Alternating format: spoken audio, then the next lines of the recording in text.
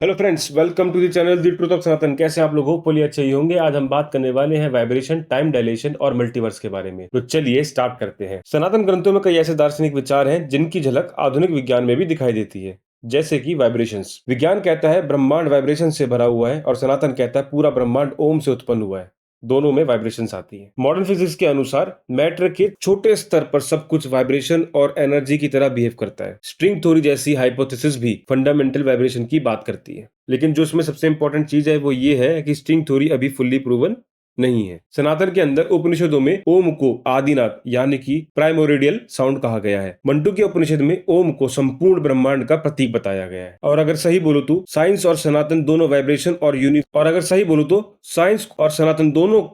को यूनिवर्स का सोर्स मानते हैं, बस दोनों की भाषा अलग है। हजारों साल पहले ऋषियों ने ध्यान में जिस नाद की बात की, आज विज्ञान उसी यूनिवर्स को वाइब्रेशन में समझने की कोशिश कर रहा है। अब हम बात करते हैं टाइम डायलेशन की या डिफरेंट फ्लो ऑफ टाइम की। धरती पे कुछ मिनट और दूसरे लोक में हजारों साल। ये सिर्फ साइंस नहीं कह रहा, ये हमारे ग्रंथ पहले भी कह चुके हैं। जैसे कि आइंस्टाइन का लॉ कहता है टाइम डायलेशन के अनुसार समय हर जगह समान गति से नहीं चलता। ग्रेविटी और स्पीड के अनुसार समय धीमा या तेज महसूस हो सकता है। और सनातन में भगवत पुराण में राजा प्रकुदुमी की कथा आती है। वे ब्रह्मलोक गए और लौटने पर पृथ्वी पर बहुत समय बीत चुका था। ये कथा मॉडर्न फिजिक्स नहीं है, लेकिन समय के अलग फ्लो की कल्पना जरूर दिखाती है। आज विज्ञान जिस इक्वेशन को समझाने की कोशिश करता है, प्राचीन भारत उसे कथाओं में ऑलरेडी समझा चुका है, बस आपको पढ़ने की जरूरत है। जैसे कि अब हम बात करेंगे मल्टीवर्स की। आज साइंस मल्टीवर्स की थ्योरी बना रहा है। सनातन हजारों साल पहले अनंत ब्रह्मांड की बात कर चुका था। मल्टीवर्स की थ्योरी एक हाइपोथेसिस है, इसका कोई भी डायरेक्ट प्रूफ नहीं मिलता। अगर सनातन की बात करें तो पुराणों में अनंत ब्रह्मांड और एंडलेस क्रिएशन साइकिल का वर्णन मिलता है। विष्णु के रोम